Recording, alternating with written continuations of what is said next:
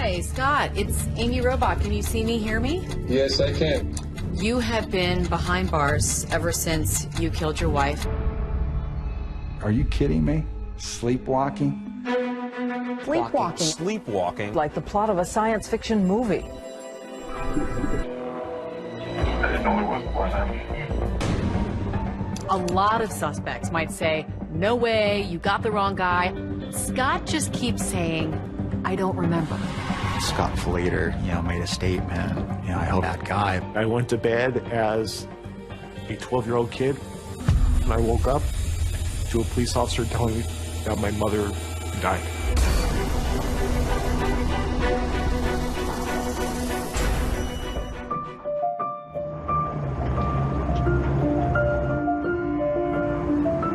They're pretty rocked, which is why people come here.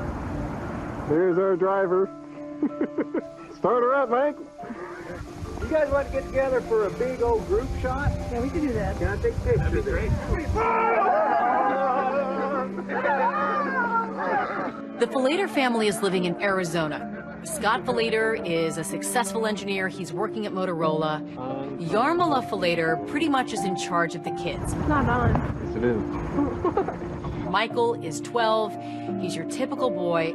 And then you have Megan Falater. She's 15. Scott and Yarmila have been happily married for over 20 years, and Scott calls her Yarm for short.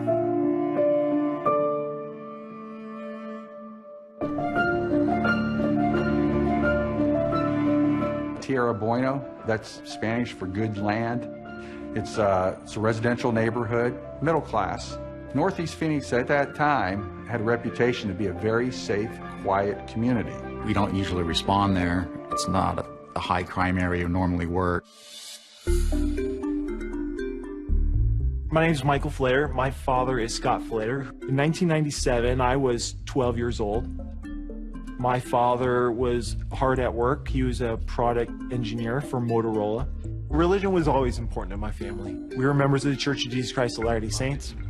He was teaching early morning seminary, so he would wake up and he'd be teaching the seminary at 6:15. He'd drive my sister to school, and then he would drive to work, and he'd usually be home for dinner.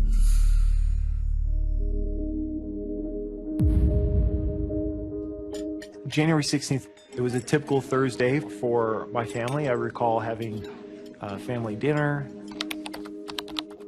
After dinner, I went and worked on the computer to prepare for the next day's church class. And then the kids went to bed at 9 o'clock. It's been a long day at work. He's prepping for his religious education class, and now his wife... On the couch with ER on television, and I woke her up and kissed her goodnight, apologized for not fixing the pool filter, told her I'd get to it the next day, and went to bed myself. I was really exhausted and crashed in bed. I would guess it was between 9:30 and 10 o'clock.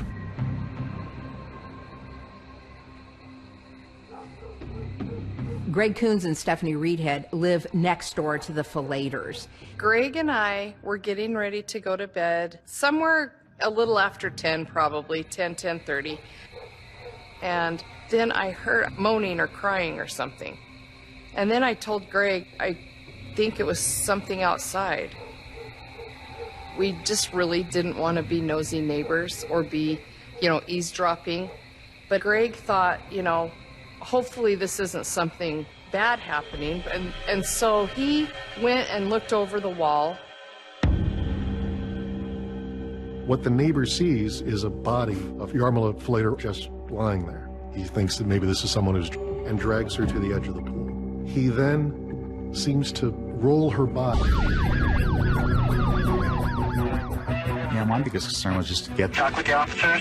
Officer Stanowitz arrived on scene. We went over the wall. The suspect at the time was unaccounted for. We did not know where he was at. I had no idea how dangerous. He was partially open.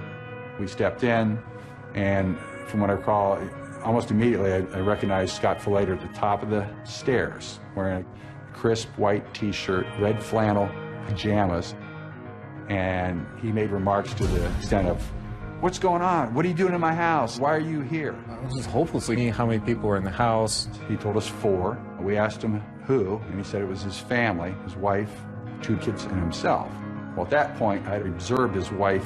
With the amount of blood, I knew that she was gone. Yarm was out in the backyard hurt, and that they were working on her. Took him out to the patrol car to secure him in the back of the patrol car. Then it came to sweeping the house, and that's when I learned of Michael Flater and Megan Flater asleep in their rooms upstairs, and they were still asleep. Thank God they were fine. They were untouched, unscathed. The next thing I recall is a police officer waking me up sometime very early in the morning, telling me that my parents had gotten in a fight and had a disagreement. I thought that was all odd because I had never seen my parents fight or argue. I was concerned about their welfare and their mental state and trying to protect them as much as possible and minimize what they have to see or hear at that moment in time. We went out, and then that police officer walked away. I went to bed as a 12-year-old kid with a happy life, and I woke up to a police officer telling me that my mother had died. And it's everything that you think it would be and more.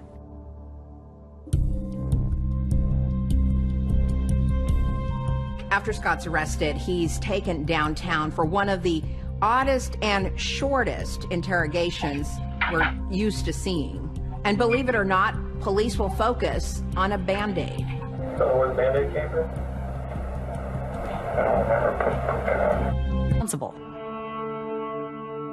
My name's John Norman. I was the case agent on the Scott Flater case. I was working homicide detail for Phoenix PD.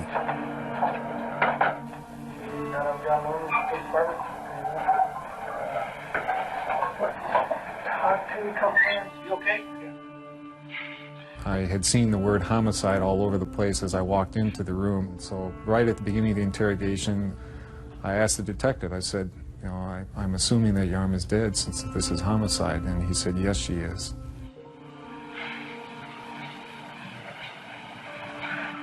Obviously you think I did it. I don't know what makes you think that. None of our neighbors would lie, especially about something that serious. And that threw me for a loop.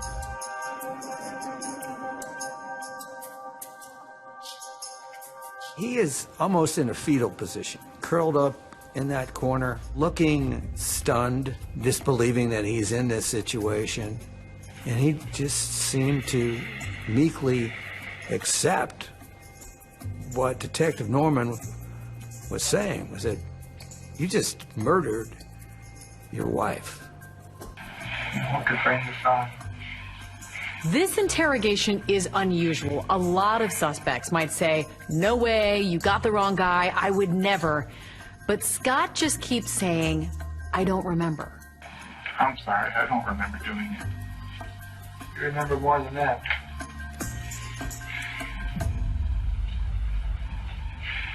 No.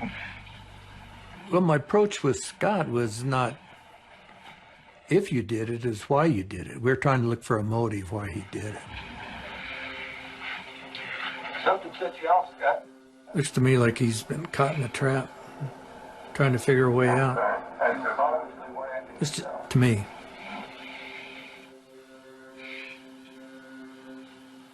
You know, he never looks at me when he's talking to me. He's got his head on the wall, he's got his hands up like this. He's very evasive. All I could say was, I don't remember doing anything like that. Nothing that's related to hurting Yarm at all. I just don't know. I loved her. Been married all my adult life. She certainly didn't deserve to die.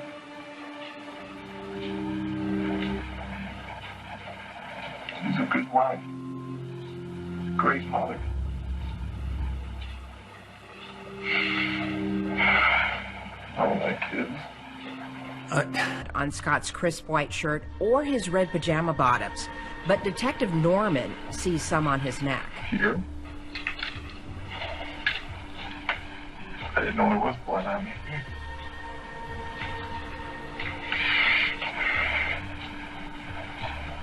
I'm sorry, I didn't know there was blood on me. He didn't know it was there, no. I was thinking you didn't take a good enough shower. That's what I was thinking. Did you cut your hand? He's truly disoriented and confused, or maybe he's cooking up a defense on the spot. Forget that, too. I don't remember putting it out. I was open and shut because I'm thinking, well, he's going to be fingerprinted, photographed, and booked into jail on murder one. And he'll need a really good attorney to defend him.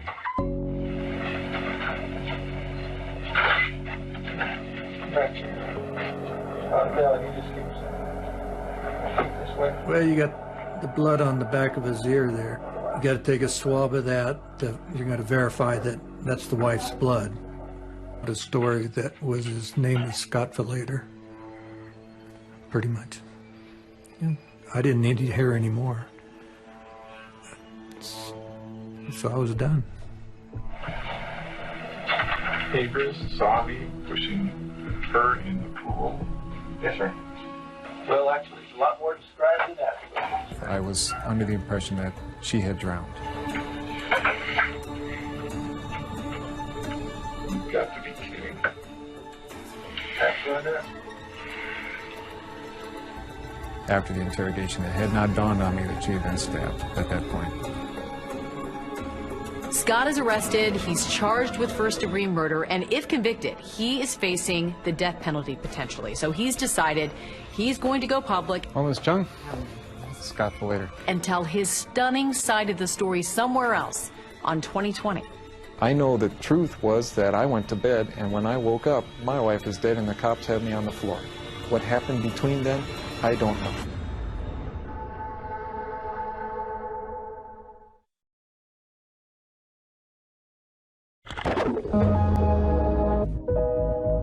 In 1999, almost 2 years after Yarmala's murder, the stories that touch your life.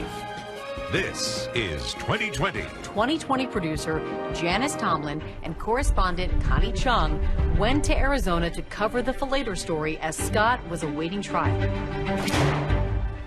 The kids wanted to visit their father, and that visit was set up. And we were allowed to be there for it. How are things going? I missed English and biology, but I think that's okay. And it was through glass. Oh. My turn. Okay. Love you, sweetheart. I can't imagine how difficult that was for them.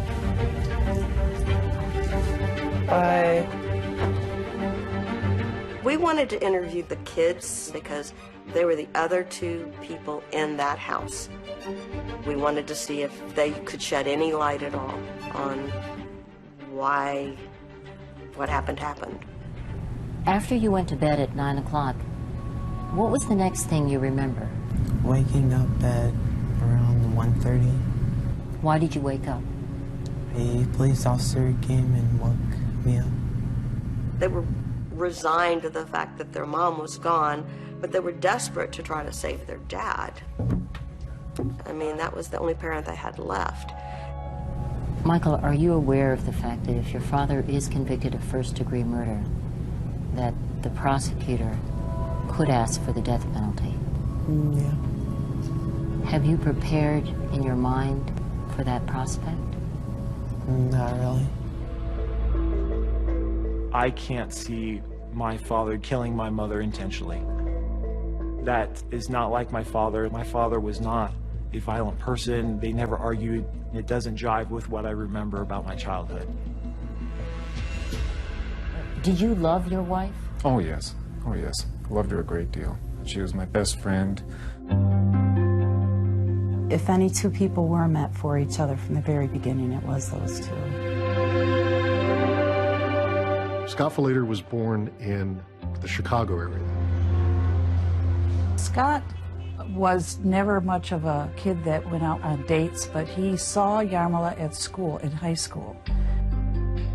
Yarmala remembered that one of the things that first charmed her about Scott Falater was that he would fall asleep during English class, that he had a habit of dozing off during the middle of the day. And he decided that that's the one he liked, so he asked her to go out, and that was the first date for him, and he never went out with anybody else after that. In his entire life? No, he never did. I married her at age 20, and she's been there for me my entire adult life. They were both Catholic. They were both raised Catholics. And sometime before they married, Scott came across some missionaries for the Church of Jesus Christ of Latter-day Saints, and he converted to that church. 1881, Scott and Yarmila started their family with daughter Megan, and 3 years later, Michael was born. She was an excellent mother, real fantastically devoted to the kids. When our second was born, she gave up her career to be a stay-at-home mom. Scott Falater and Yarmila Falater moved to Phoenix because of his job. They became involved in the LDS community, which is fairly sizable here in Arizona. Scott Falater works as an engineer at Motorola, and he's a successful engineer. He's a product manager in charge of a computer chip. Never expressed any dissatisfaction with her marriage. And I would say, come on, Yarmila, there's got to be something that drives you nuts, you know? And she would just say, no, he's just a really great guy. I had a father that worked hard and supported the family, and a stay-at-home mom who was always there when I came home from school. It was a very loving home.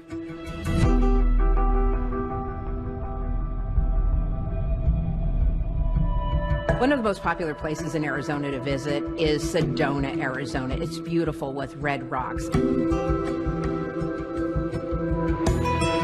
Falater family meet up with their extended family members from California in Sedona, Arizona, and they take what's called a pink Jeep tour. Woohoo! See this drop off. Do you remember that trip, Michael? Yeah. Tell me about it. I remember me and Dad having a lot of fun, just like getting bounced around in the Jeep.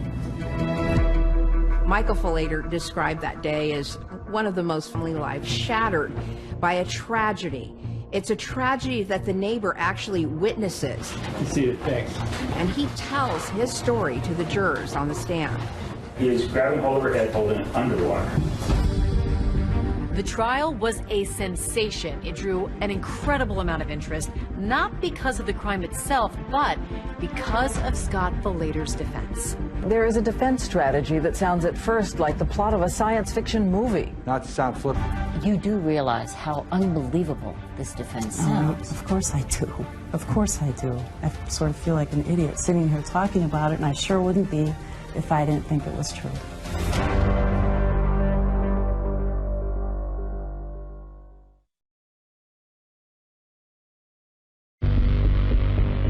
Authorities say Scott Falater stabbed his wife over and over and then held her head underwater. But in a bizarre twist, he is not denying it. You have to know and intend to kill somebody to be guilty of murder. And he was in an unconscious state when he killed her and therefore was not guilty of the crime. Good afternoon, everyone, and thanks for joining us. It is a high-profile trial that's already received national attention, and it's set to begin in just about an hour. Scott Falater will go before a jury that will decide whether he should be convicted in the death of his wife. Why are you asking for the death penalty? Here's a man who did not have a criminal record. We need to focus on the victim at some point. This is a woman who suffered for approximately 15 minutes at the hands of her husband. But Mr. Martinez, are you ready to proceed with your opening statement at this time? Yes, sir. Go ahead. Juan Martinez was known as a bulldog prosecutor who had never lost a murder case. Juan came out, you know, gun blazing.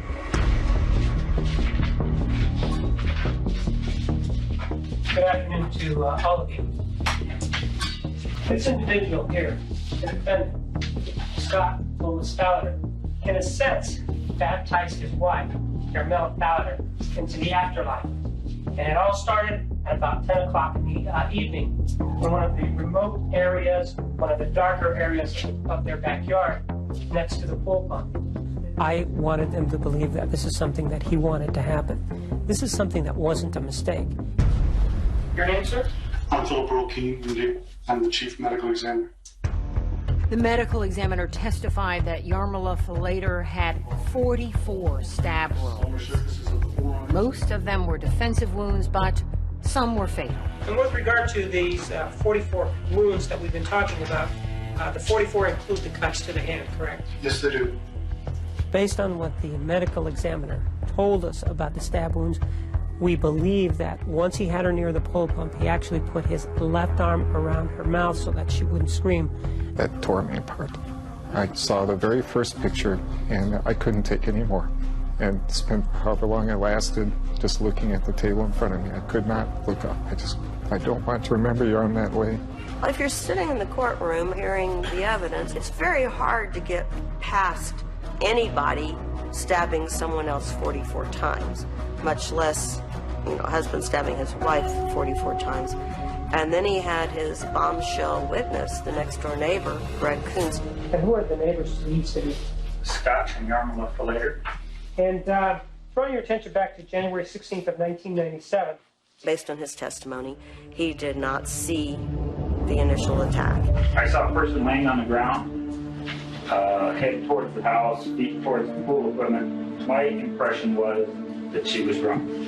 There wasn't any evidence presented by anybody as to how the two of them got outside and how the scenario was that he ended up stabbing her.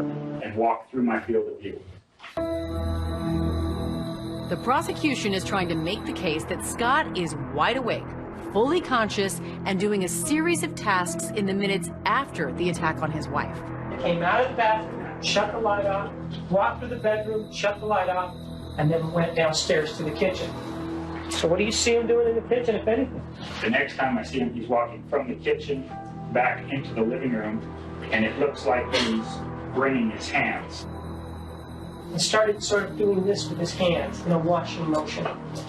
And as he walked towards the Arcadia door, opened the sliding door all the way. Greg testifies that he sees Scott putting on gloves as he approaches Yarmala's body lying next to the pool. Did he actually have them on, or was he pulling them on? One hand was already on, he was pulling on the other. Then what happens?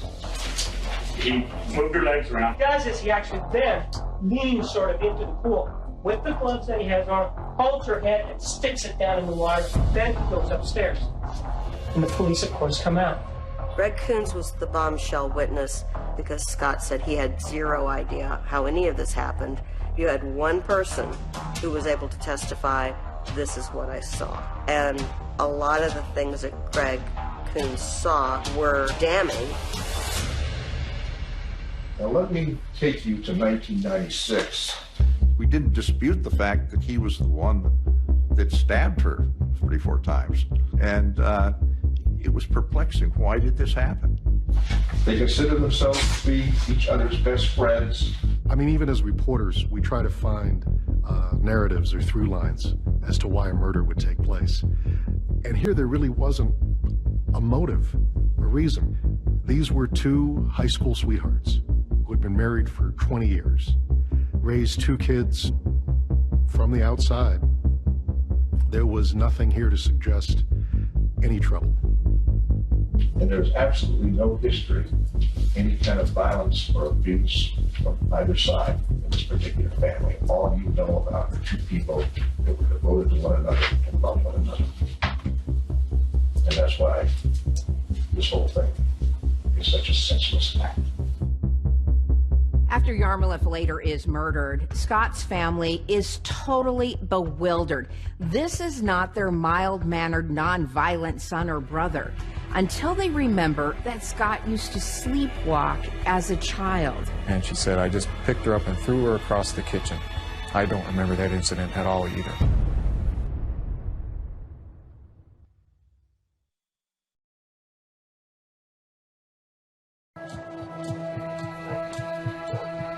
In the early summer months of 1999, about 2.5 years after the killing, Scott Falater's facing the death penalty in a crime that he says he committed, but he's not responsible for. In Phoenix this morning, testimony resumes in the bizarre murder trial of Scott Falater, an otherwise mild-mannered engineer. Falater admits stabbing his wife for first-degree murder charges. This father of two insists he's not guilty. Juan Martinez had a pretty slam-dunk case. He had an eyewitness. I saw a person laying on the ground. He had damning evidence. And everyone in the courtroom is wondering what on earth will Scott Falater's defense be. I didn't see what our defense was going to be. We know he did it. And then the question was, what caused it? When we first went in and met the attorney, he had been planning to plead Scott as guilty but mentally insane. What did you think of that? Oh, I was outraged. I was outraged. I said, my brother is not an insane person. There's no way you could prove that he's insane. Scott's mother and sister are racking their brains trying to figure out what went wrong. How could this be? When they remember that Scott used to sleepwalk as a child.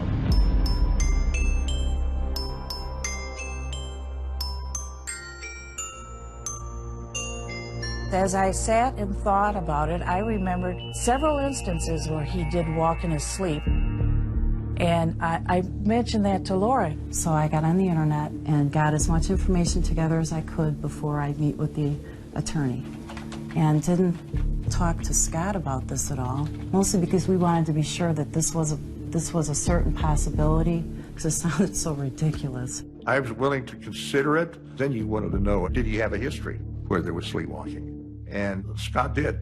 There were several times he came down the stairs, fully dressed, and walked into the living room, and he was all ready for school, and it was like midnight. Then one time he came down the stairs, and he was probably over 15 or 16, and he was stark naked. And the next day, you'd ask him about it or talk to him about it, he had absolutely no idea that this happened. And it was kind of a family joke. It wasn't any big deal. But his sister recalled a time he was violent during a sleepwalking episode. I was 20 years old, just a month or so before I was getting married. I was going through finals in college.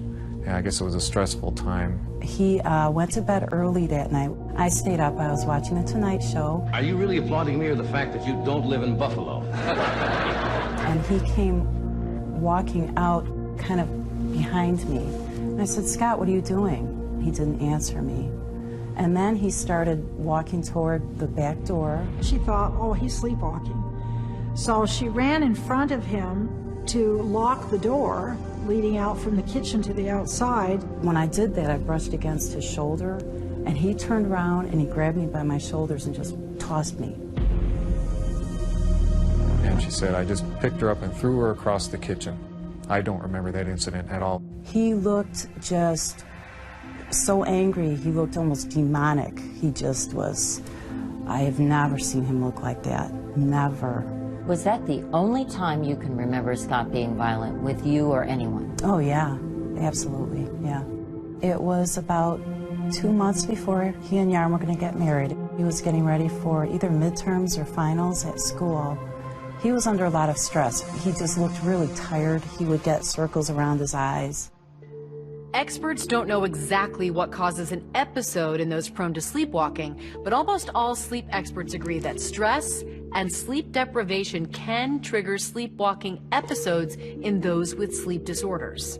My father's job at the time that my mother passed, he was working on a product for Motorola. He had a team of engineers, and I think he had come to the conclusion that the product wasn't going to succeed and that they might have to just scrap it and start over and start somewhere new. And he was extremely concerned about how this would affect the well-being of his crew, of his staff. He had a seminary class he was teaching 6 in the morning. He was spread very thin. The defense tried to say that this was not Scott Flater acting consciously, that this was a monster emerging from the depths of his pressure cooker. Sleepwalking is triggered by stress when a person can be under a great deal of stress, and it can also be triggered by sleep deprivation when you're very tired or just worn out. I never bought the defense of killing while he was, sleepwalking or asleep. Not to sound flippant, but I kind of smirked. I'm like, are you kidding me? Sleepwalking? The actions during an episode are often illogical and somewhat nonsensical. Really? This is kind of like almost hand in the cookie jar type thing. You got caught, dude. The behavior isn't voluntary without intent. And I just thought, it's a bunch of bull. The level of consciousness is impaired. The evidence is also clear that he was the one that stabbed him. Diane Sawyer and Charles Gibson.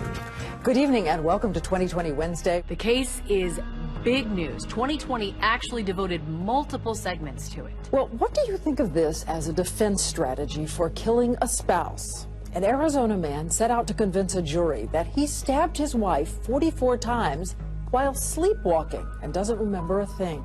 It got a lot of attention.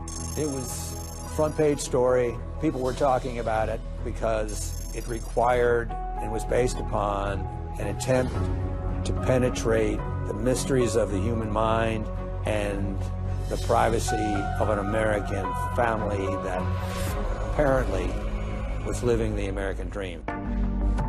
The jury was faced with an astonishing question. Did Scott Falater kill his wife in his sleep? Scott himself initially said he thought that that was a crazy notion. Inside, I just felt it was a bunch of BS. It was just very simple and pure BS, and it had no basis in reality. I am an engineer. I knew there were tests that could be done in a hospital which would prove it with numbers. And so I was going to wait for those tests, which would tell me for sure. See what happens when Scott goes to sleep with a camera watching.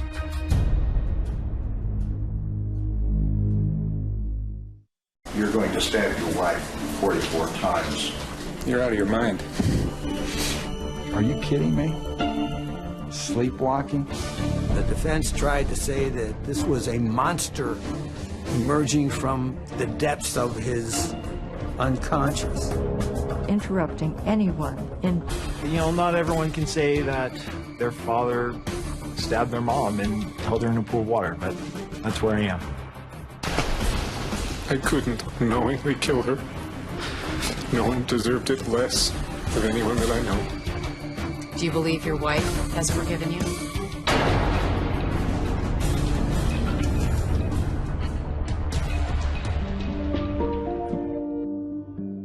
The husband just threw, I believe, the wife in the pool. This male next door threw his wife in the pool, and now he's pulling her down underwater. She is floating in the water. 2 years after he stabbed his wife to death, Scott Falater went to trial here in Phoenix. His sole defense was sleepwalking. He says he has no memory of the brutal attack. When he stabbed his wife to death. They have a genetic defect in the brain between deep sleep and arising into dreaming sleep. Scott Falater said he was sleepwalking. Sleepwalking the entire time. That defect means they can get up and not be awake and behave strangely. Never, ever wake up a sleepwalker. I'm waking him up! No! Don't wake him up! Oh, that's a myth! What most people knew about sleepwalking came from like situation comedies. Ralph, my head's gone. He's walking in his sleep again.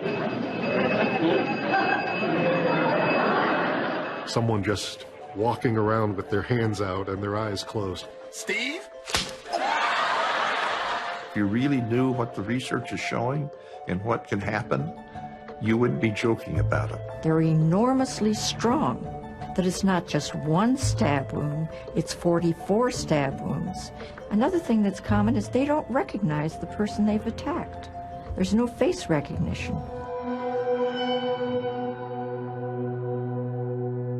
The closest analogy I've been able to come up with to it in my mind is that it's like an accidental killing. This was no accident. 44 stab wounds, putting her head underwater in a pool. I tell you, I did not do that intentionally. I did not plan to do anything like that. I did not wake up and do something like that. If I had waken up, I would have been totally horrified. It was a brutal eruption of vicious violence from a man who was known as mild-mannered, which was a perception that added credibility to the notion, well, maybe he was asleep. Nearly a year after killing his wife, Scott Falater is escorted from his jail cell to a nearby hospital to undergo a sleep study. He was in shackles, so I could hear him coming down the hallway. He was accompanied by 2 guards that stayed with me the entire night. Over 4 nights, he's wired up to electrodes and monitors that measure the depth and quality of his sleep. In the end, though, the results are ambiguous. The defense says they do show that Scott Falater has a propensity for sleepwalking, but the state says they do not. Let the record reflect presence of counsel of the defendant, all members of the jury, and Mr. Kimmer. I'll call you next witness. The defense brings in 2 heavyweight sleep experts. I direct the Sleep Disorders Center. A PhD doctor, yes, and director of their sleep disorders service. Dr. Roger Broughton and Dr. Rosalind Cartwright. They are leaders in the field of sleepwalking violence. Their names are on scientific studies and in textbooks. I wouldn't say that I was a little concerned. I would say that I was a lot concerned. They hired 2 of the, what I consider to be prominent experts in the field. And so I knew that there was some viability to that defense, and it's something that I knew that I had to combat. The 2 had just finished working on a sleepwalking defense case in Canada, where that defendant was acquitted. During the trial, 5 psychiatrists testified that Parks could have been sleepwalking when he drove from Pickering to Scarborough and killed his mother-in-law and wounded his father-in-law. And after a trial where Dr. Broughton was a key witness saying, yeah, I believe he was sleepwalking, the man was acquitted. The Park case provides something that you can tell a jury to look at and say, see, it is possible. You have conducted an evaluation of Scott Falater in this case, have you not? Yes, I have. And have you reached an opinion regarding whether he was sleepwalking at the time he killed his wife? It's my strong belief that that was the case. You have an opinion whether Scott Falater was in a sleepwalking state when he stabbed his wife? In my opinion, he was. Scott's case is really about as pure a case as you can find. A pure case of a sleepwalking violence case at its purest form. He was walking around like with a bomb in him that could go off, and he just didn't know it was there. And I understand people's reluctance to... But he and his sleepwalking experts speculate as to how this killing might have happened. Sleep deprived and stressed out from problems at work, Scott crashes into bed and then rising in a sleepwalking state. Wife missed him and got up to find him and bring him back. Yarmila comes and interrupts him. On his shoulder. You know, honey, come back to bed. He sees her not as his wife, but as some threat that his instinctual brain responds to while he's asleep. And in the cars. Officers who searched the Falater home tell the jury how they spotted...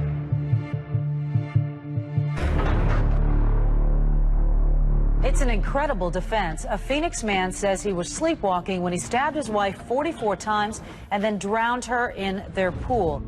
Today, the sleepwalker murder trial erupts with dramatic testimony. The Maricopa County prosecutor is about to call his own witnesses to try to prove that Scott Falater was not sleeping. Who do you work for? City Phoenix Police Department. And what unit are you in? Homicide. Is presented about what Scott Falater was doing when he supposedly sleepwalks his way toward killing his wife. When detectives go in to search Scott Falater's vault in the trunk of the Volvo station wagon. Once you opened that up, did you find anything? Yes, I did. Inside that compartment, they find the mother lode of evidence. What did you find? A black plastic trash bag. And anything in and around this black plastic trash bag? It was not Exhibit A. It was Exhibit 15, the most innocent thing you can possibly imagine. A Tupperware container. Recognize it? Uh-huh. What is it? It's the hunting knife that was found inside the Tupperware container. That was the murder weapon. Voila. There we are. Everything we're looking for. We just hit the jackpot. One of the strong points of the prosecution was sleepwalkers have no need to hide anything because they don't know that what they're doing is any way out of the ordinary. They're just zombies. With a sense of logic, and neither can he, poor soul.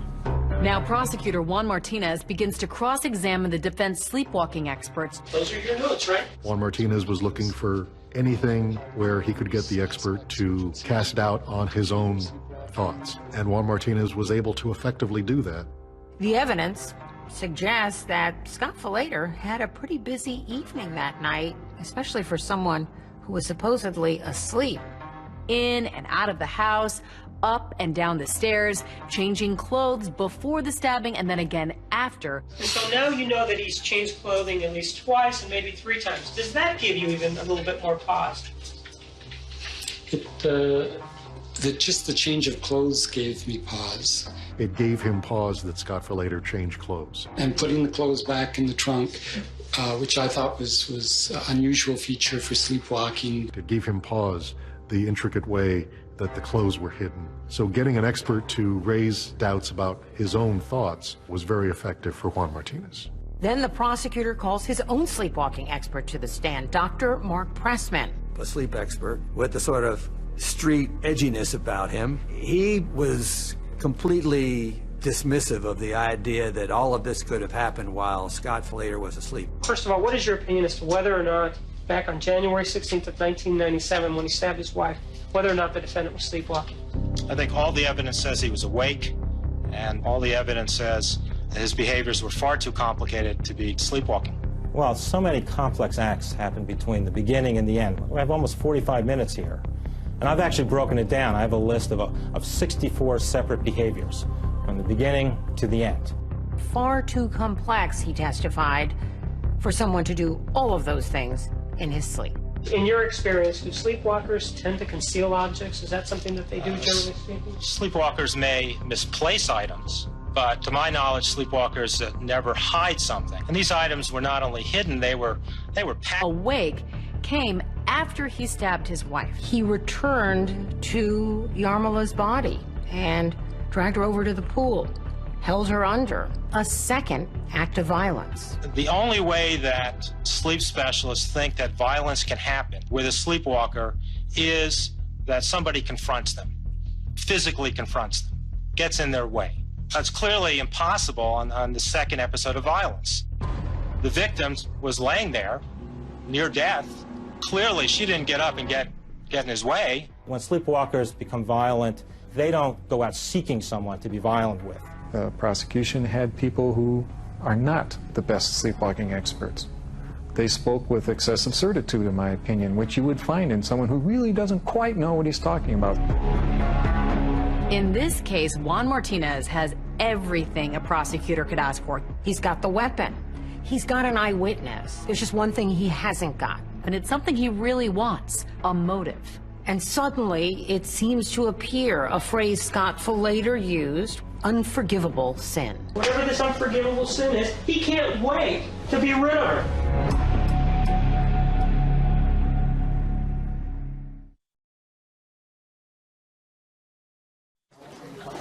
All right, please.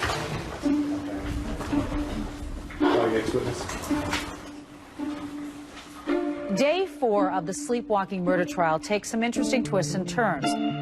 Watch enough trials and you'll see a jailhouse snitch testify. They clink into the courtroom in handcuffs and leg irons, and they testify for the prosecution, but not in this case.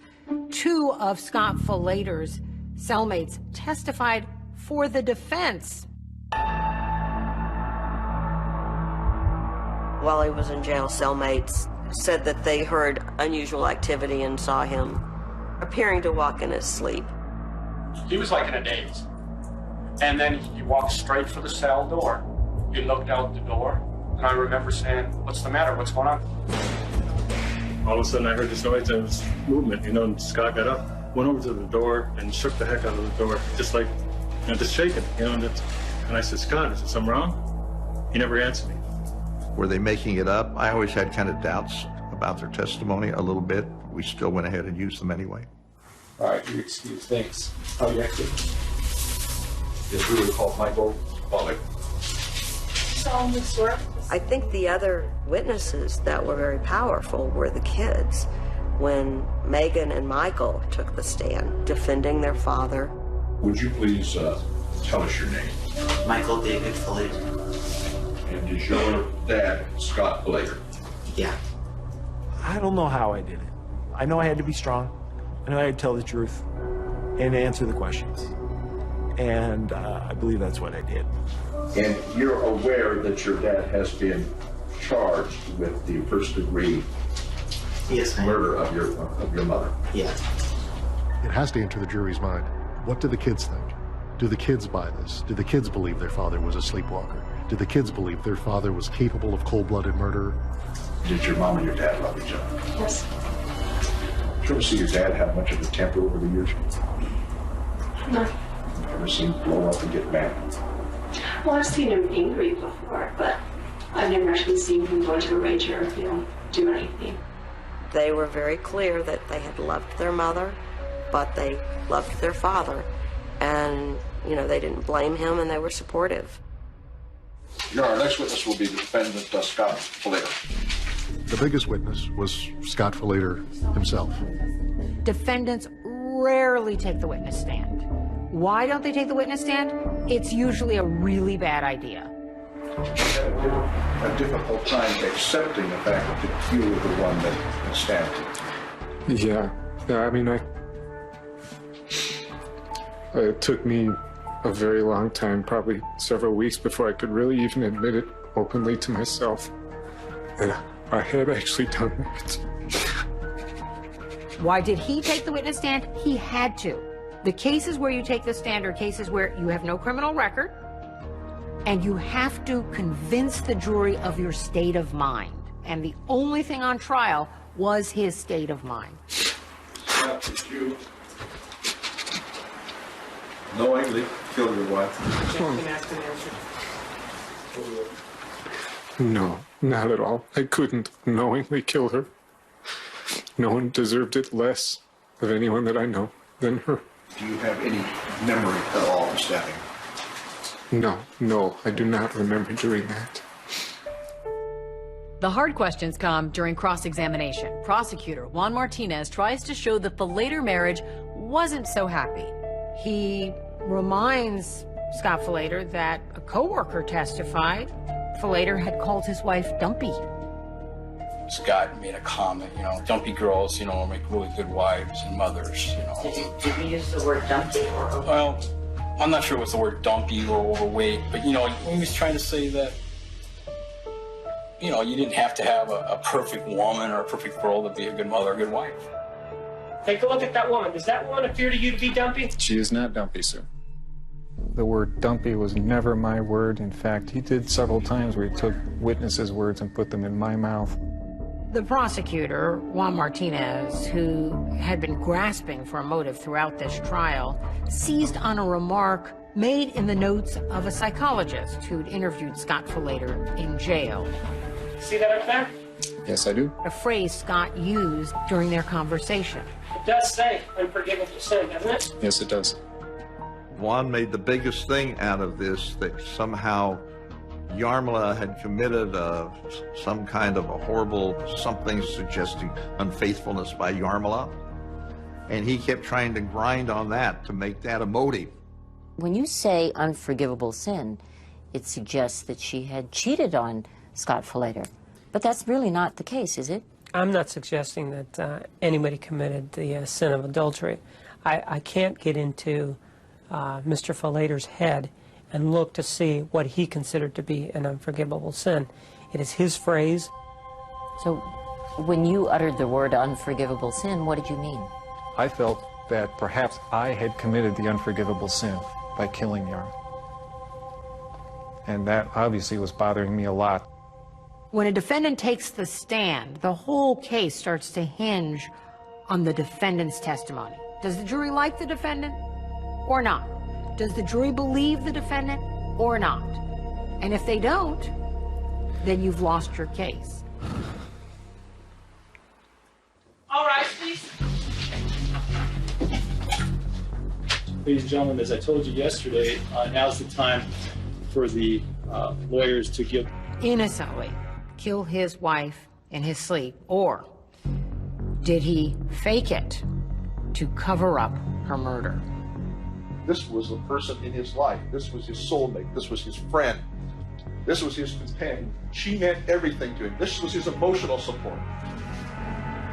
If you don't go out and you have someone like that, you kill him. This guy here killed his wife, and he's guilty of first-degree murder.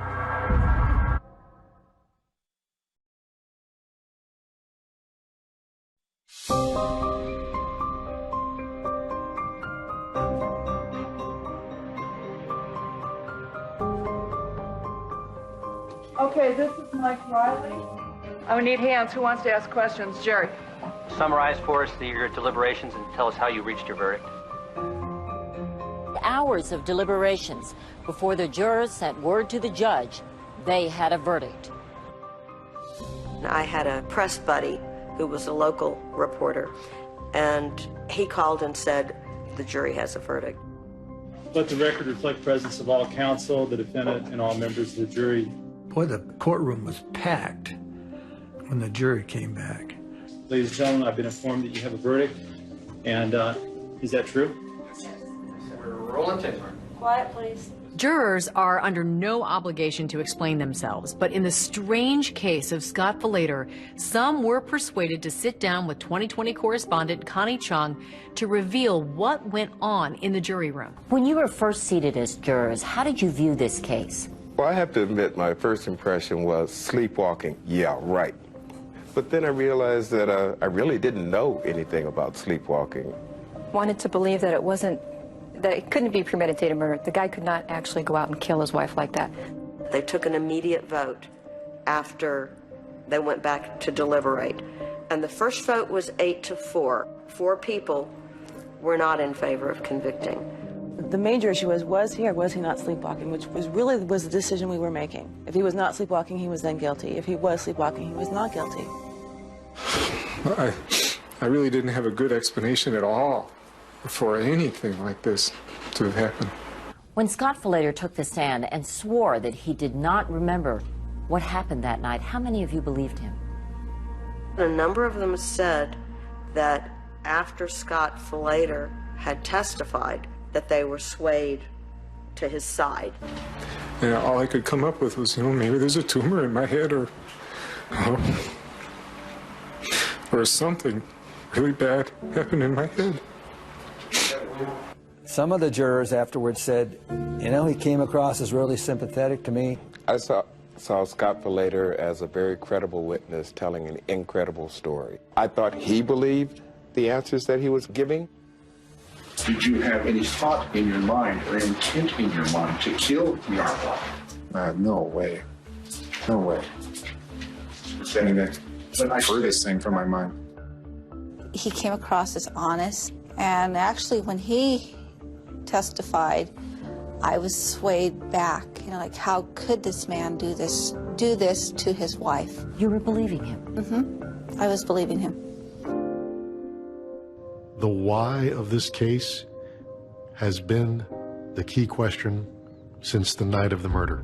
It's the question the homicide detective kept asking Scott in that interview room. Why? What did she do that set you off like that? Nothing. My initial thought on the Scott Falater case was someone would come forward and say, well, there was this affair at the office. Turns out there's an insurance policy. And then nobody came forward to say that there was any other explanation, there was any other motive. No, the prosecutor doesn't have to prove motive, but if the prosecutor can establish motive, it sure goes a long way to meeting the standard of criminal intent. The prosecution never established anything that even faintly resembled a motive. That is, in essence, what made our decision so difficult. And they then hashed things out, and then it came down to 10-2, and there were sleepwalking when the initial attack with a knife happened. It was a second act of violence that really swayed most people. Some of the jurors were saying, okay, maybe I'll buy that you were asleep while stabbing your wife, but I'm not buying the idea that in your hands, he could get the death penalty. The jury comes back on Friday morning. They send that message to a judge that they've announced a verdict. Okay, Mr. Riley, if you could please hand off the verdict forms to Heather. And it's handed over.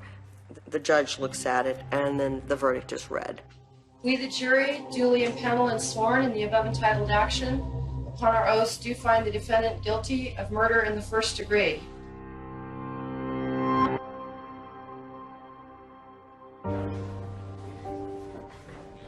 It was a traumatic moment for all of us.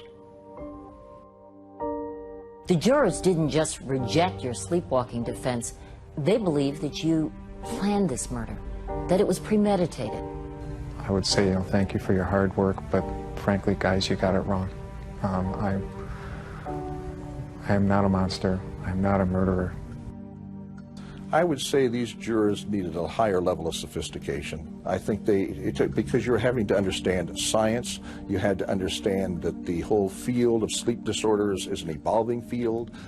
The average person probably is not qualified to come up with the correct decision, certainly in the face of so much gobbledygook thrown in by the prosecutor.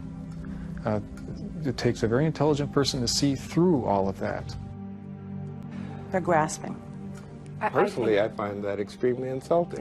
Yes, that's very insulting. I guarantee you that my lack of education had nothing to do with the guilty verdict.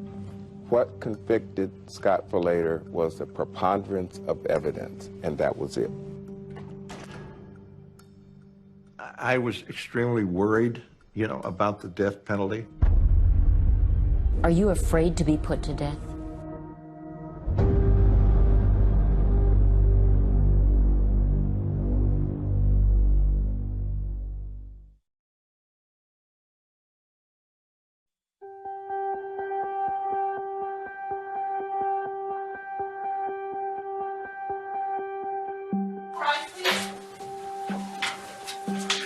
CR 97-00928, State of Arizona versus Scott Falater. This time set for 13-703 hearing. Is the state ready?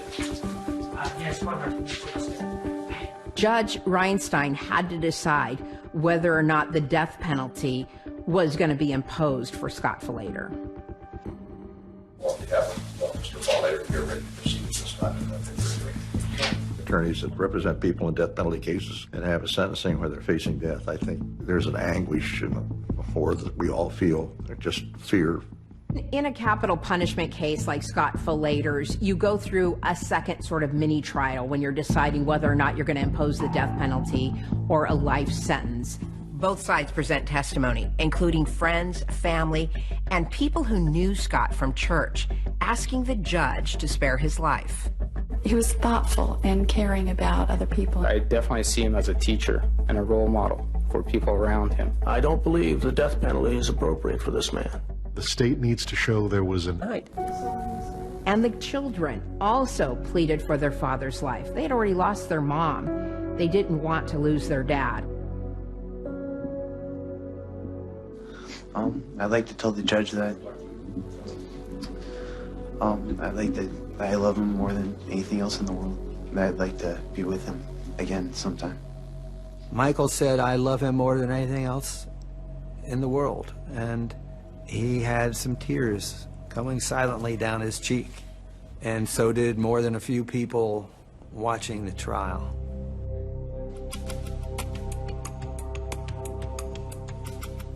And then Scott Falater himself, before the judge who will decide his fate, defending his own life.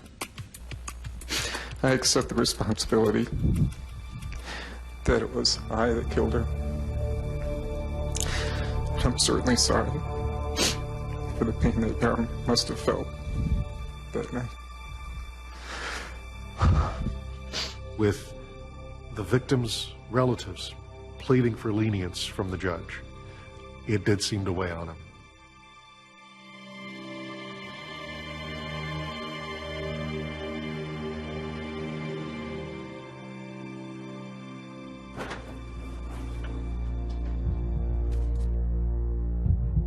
It is ordered the defendant be sentenced to serve the remainder of his natural life in the Department of Corrections. Dated this 10th day of January. His sentence was life without parole. He did not give the death penalty. In the end, he was sentenced to life in prison.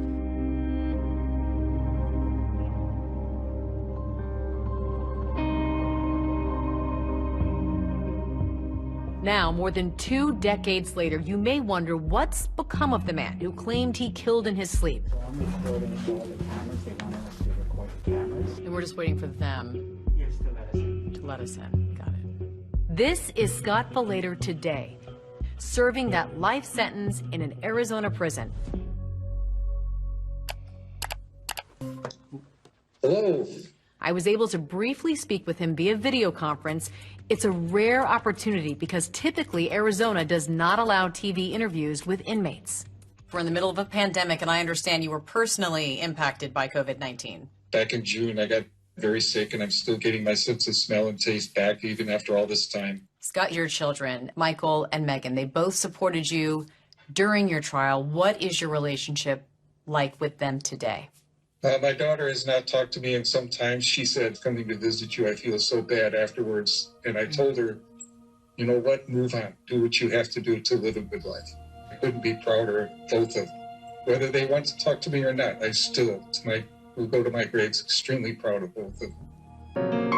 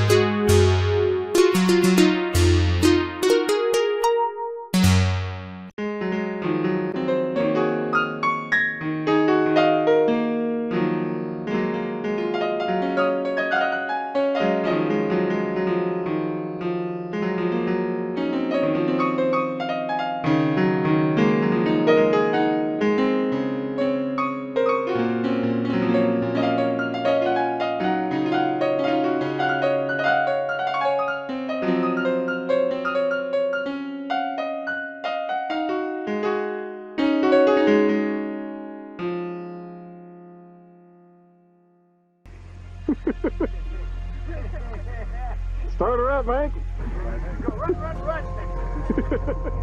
I just wondered how the kids were doing, hoping for the best for them, The first time you spoke to your father after your mother died, do you remember what he said to you? He said that he was proud of us and that he loved us. My father was sentenced to life without the possibility of parole, which my understanding is that he will die in prison. When we started revisiting the Scott Falater case, we first contacted the Falater children. Megan Falater chose not to take part in this program. Michael is now an attorney in Las Vegas, and he has a family of his own. In the 20-plus years since I've lost my mom, I think about her every day. I think about what she could be doing with my kids now, what life could have been like, and things that I've missed out on. After all these years, I'd really want to say to those kids, good job for everything you've accomplished in life. Way to go. Hi, sweetheart. Hey, Dad. How are you? Pretty good. 2020 was there back in 1999 when the Falater kids visited their father in jail. And now, 2 decades later, 2020 is there again. This time, it's Michael visiting with his father in prison. Hey, Mike. Hey, how are you, Dad? He's still my dad, and I hope to always have that relationship with him, whether he's in prison or he's out.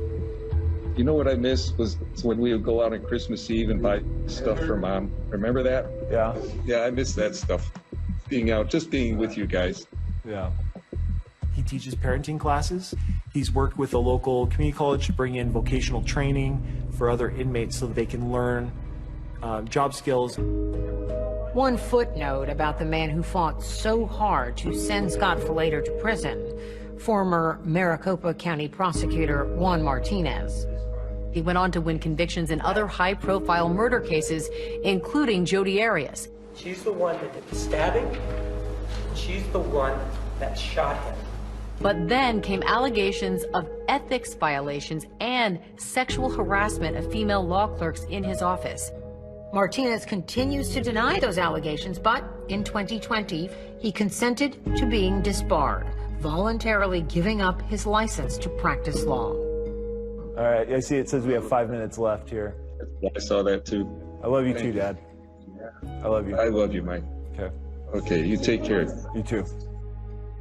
20 years later, when I think of Scott Falater, it is still a complete and total mystery to me as to what the hell happened that night.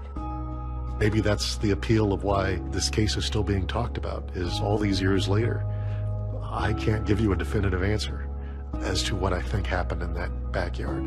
I can't tell you for sure whether the man was asleep or not. I think we all have a sense that we are capable of performing as human beings acts of great dignity and occasionally acts of great violence. And Scott Falater was a figure capable of both.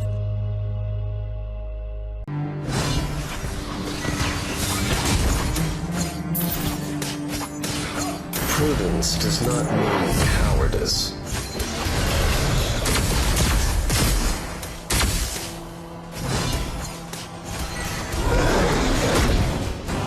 Dragon has been defeated. We'll take down those at the top.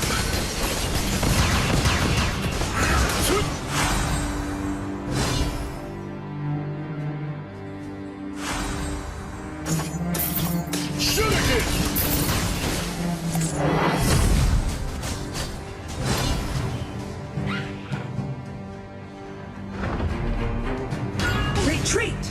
Haste makes waste.